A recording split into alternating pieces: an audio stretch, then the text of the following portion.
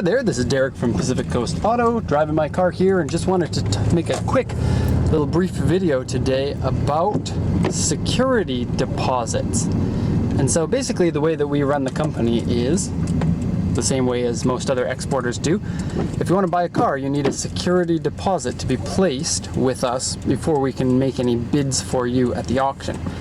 And the reason for this is because if we don't ask people to send a security deposit, then people are going to bid, win cars, and then never pay for them. And the auctions, they don't really like it when you do that.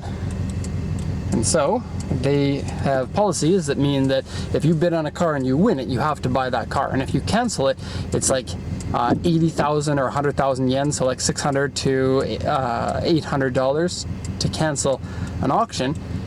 And so, of course, as a company, we can't take that liability. So we need to make sure that everybody who's bidding is a serious bidder.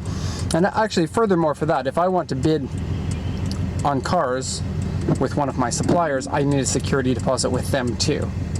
And so that's getting into a little bit more of the technical stuff. But I just wanted to talk about the security deposits, in particular for new customers and first-time buyers. And so a lot of people, they don't realize that you need a security deposit, or they think that I won't send one in now, I'll just wait, and then when I find the car that I like, then I'll send in the security deposit. And I send so many emails to customers that kind of get this wrong, and I just thought that I'd make a video so that people would understand how it works. So the security deposit needs to be sent to us here in Japan. We are at least 2 days, if not 3 days, out from receiving that money.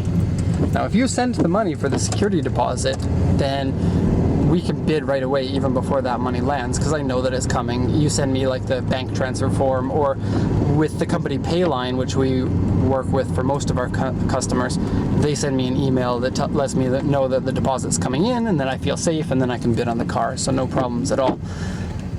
But a lot of times, the cars come up at auction so quickly, you only get like 6 hours or 8 hours or so in order to get the bid in. And because of the time difference, that means a lot of the times the cars only come up with enough notice for you to get the bid in if your deposit is already in. Like, for example, today, I had somebody who wanted to bid on a car that's coming up today, but they couldn't bid on it because their time in Canada was 7 or 8 o'clock at night, and the banks are closed, and you can't send the deposit in until after the auction time is done. And so if you're looking and browsing the auctions, that's great, it's fine. Anyone can do that for free and browse the auctions. Just don't assume that you are going to be able to bid on a car right away unless you already have an account set up with us. And so, you know, some people might be a little bit worried about setting up the account without finding a car to bid on. It seems a little bit strange, and it's true, it does. But yeah, I mean, you don't really want to miss cars. There are so many great cars that come up, you only get 1 or 2 days to jump on them. And so the security deposit is 100% refundable, and I just wanted to stress this because not all exporters do this. There are a lot of exporters that make the security deposit not refundable at all. So once you send the security deposit in, you lose that if you don't buy a car from them. And I don't like that. I don't like making customers feel uneasy or adding extra pressure like that. And so ours is 100% refundable. And so somebody asked me, actually, a different person, they said today, what happens if I place a security deposit? Is there a time limit for how soon you have to buy the vehicle? And the answer for us is no. And I sent to this buyer, or this customer, I said, even if it takes you 6 months or a year to search for the car, and then at the end of that, something strange happens, like for example, you have a flood in your house and you need the money back, all the time that we spent helping you and translating sheets and giving you advice, that's all free. If you don't buy a car, you don't pay for anything. And this is a really rare thing because most exporters will charge you some sort of refund fee, like 20% of the deposit, or I know that there's this one exporter that will charge you like 2,000 yen or 1,500 yen for each translation of auction sheet that they did for you. And so we don't charge anything. If you send 100,000 yen to us, then we send exactly 100,000 yen back to you. And really the only difference for that, the only difference in the rate that you receive back will have to do with the difference in exchange rate. And you know, that could go either way. If you send us 100,000 yen, then the 100,000 yen will be worth a slightly different amount by the time you get your money back. But it's not like we're pocketing that difference, because you know, I don't like to scam people. The security deposit is 100,000 yen for all cars, regardless of the price. But if you're a first-time customer and you want to bid on like a $50,000 car, I'd really like to get to know you a little bit more than just have that 100,000 yen security deposit. Because really, if you're looking at a $50,000 car, that's just a drop in the hat. For most regular customers, I'd be okay. I trust pretty much all my customers that they're going to come through with the payment.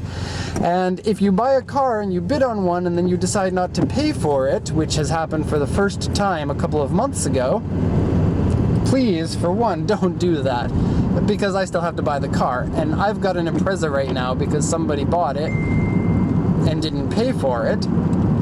And I felt really bad, but I had to take the security deposit from that customer.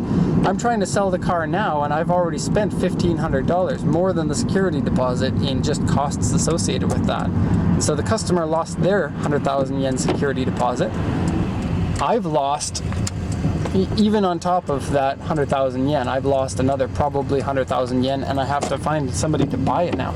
I send it back to auction. We bought the car for 500,000 yen. I send it back to auction, and it got damaged in transit on the way back to the auction, which is really weird because I never have cars get damaged in transit. And now the highest bidder for the first week was 375,000 yen, so 125,000 yen less than we bought it for. And then I sent it into auction again, accumulating like $400 in auction fees to do this, and transportation to the yard or to the auction. And it was 365 is what we got. And so this week we're pulling it out of the auction. I'm going to bring it into my parking spot, and I'm going to clean it up and see if I can sell it on like Yahoo auctions, or see if I can find like a buyer for the export market. So we'll see about that. But really, if you're serious and you're bidding on cars and you've got a deposit, then please pay for your cars. It's a bad situation for everybody. And yeah, that's going to be the end of the video. I'm here at the McDonald's drive-in getting my hamburgers, and I have to wait until the video's over before I can go through the drive-thru. So we're going to call it a wrap there. I'm going to get my hamburgers. By the way, they're 100 yen for the regular hamburgers and 150 yen for the cheeseburgers. Okay, that's the end of the video. Thanks for watching, and have a good one.